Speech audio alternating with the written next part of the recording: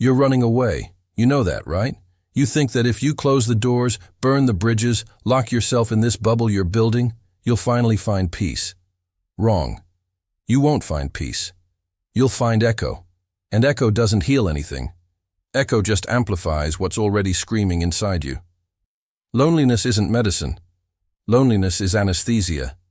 You confuse the two because at first, yes, it hurts less. Fewer people to disappoint. Fewer expectations to fail. Fewer eyes to face.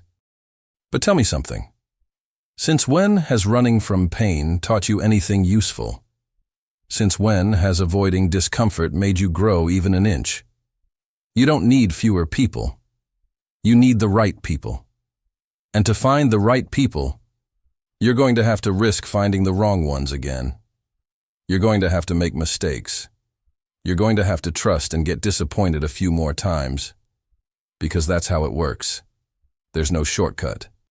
There's no magic formula where you isolate yourself, find yourself, and come back ready, armored, immune to any wound. That's fantasy. Does the truth hurt? You're not protecting yourself. You're abandoning yourself. You're letting disappointment convince you that you don't deserve connection, that it's safer not to try, that other people are the problem. Maybe they are. Maybe the people who hurt you really are toxic, immature, selfish. So what? Are you going to let their garbage define your future? Are you going to give that much power to people who don't deserve 5 minutes of your time? Think with me. What are you really trying to avoid? The pain of being disappointed or the fear of being vulnerable again? Because they're not the same thing. Disappointment happens. It's part of life. People fail. You fail. I fail. Everyone fails. But vulnerability is courage. It's saying, I know it might hurt, but I'm going to try anyway. It's refusing bitterness as destiny. You think you'll feel better alone, but better than what exactly? Better than the pain? Maybe. Better than the anger? Perhaps. But better than joy? Better than laughter?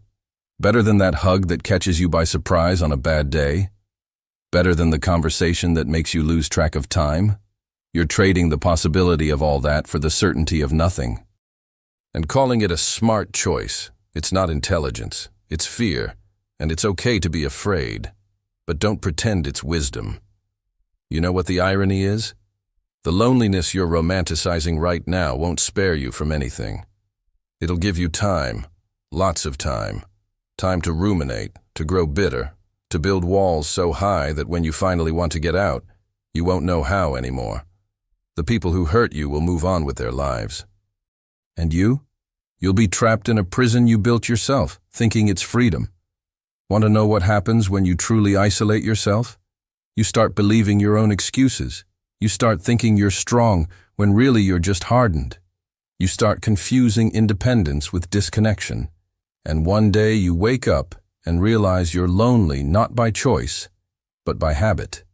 And then, my friend, that's when it gets really hard to come back. You don't need loneliness.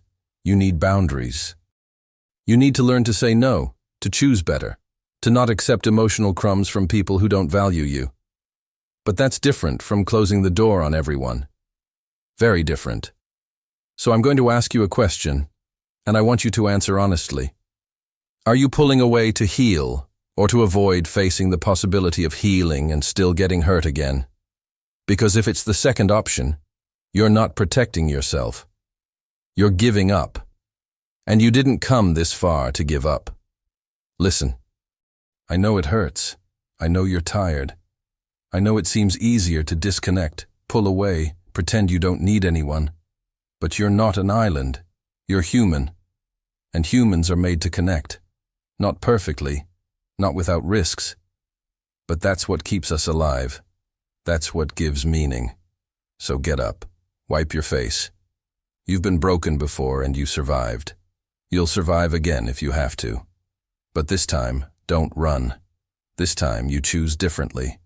Choose people who deserve your trust. Choose to risk again, but with wisdom. Choose to believe that out there, amid all the chaos, there are still people who will surprise you for the better.